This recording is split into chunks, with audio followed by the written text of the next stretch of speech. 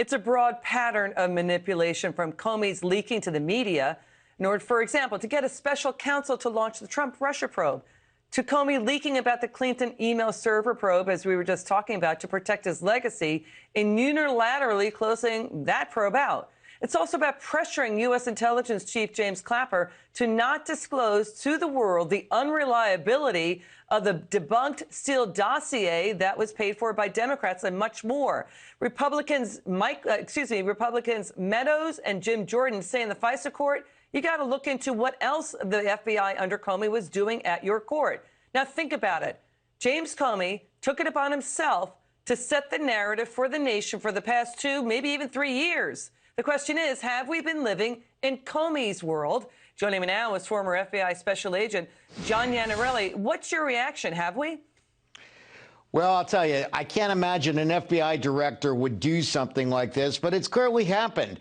James Comey, while the pressure on the FBI to always maintain secrecy, agents understand that, yet the very director of the FBI seemed to disregard it for his own purposes.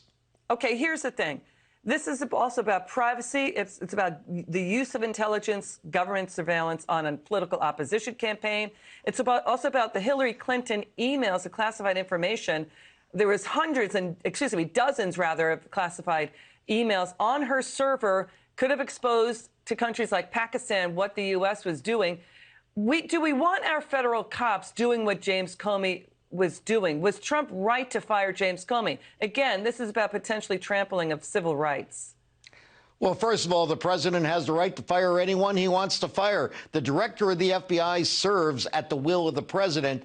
But clearly, James Comey was not good for the FBI. There are things we expect of our leaders, and respecting the privacy of others should be number one. Okay, Comey in October 2016, knew that the Steele information was unverified political dirt from the Clinton campaign, used it anyway to get FISA wiretaps to spy on the Trump campaign. Critics will say, oh, this is 2017, years ago, but that's when Comey was fired. Let's show the timeline on this leak.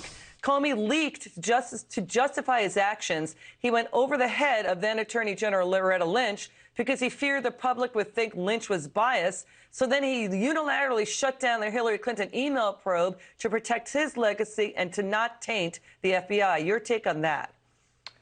Well, first of all, for Comey to go over the head of the Attorney General, that would have been an easy discussion with the Attorney General, who could have appointed someone else, reclused herself, and allowed somebody else to represent this issue. It's not the job of the FBI director to unilaterally decide what job he's going to fill for the Attorney General. Regardless of the time frame, how long ago the leaks may have happened, we have to know who is responsible for those leaks to make sure they don't happen again in the future. Likewise, the law was broken. People who break the law need to be held accountable. That's FBI 101. Yeah, and Comey and the FBI abuses of the FISA court are pretty lengthy. Hiding and not telling the FBI FISA court things like that the Democrats were funding the Steele dossier, that the CIA regarded it as internet rumor, that Steele's own sources said Steele was misstating, exaggerating. This information was rumor and speculation. The DOJ IG also accused Comey last August of setting a dangerous example for over 35,000 FBI workers. And the thing is, did Comey get played twice? In other words, the Steele dossier was fake, launched the Mueller probe. Now Russian intelligence may have planted a fake email about Debbie Wasserman Schultz and Loretta Lynch, and then he unilaterally shuts down the Clinton probe. Go ahead.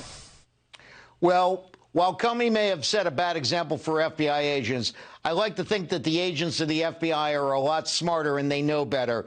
We haven't seen this from agents. We've seen these actions from Comey and a few persons around him. Has he been played? Well, clearly he's not worked as an objective, knowledgeable director of the FBI. So the question is, what more damage has been done? What else could the Russians be doing? That's why we need to look at this and see who is involved and who caused the leaks. And the fear is that the media has been played, too. John Iannarelli, thank you so much. Great to see you. Come back soon.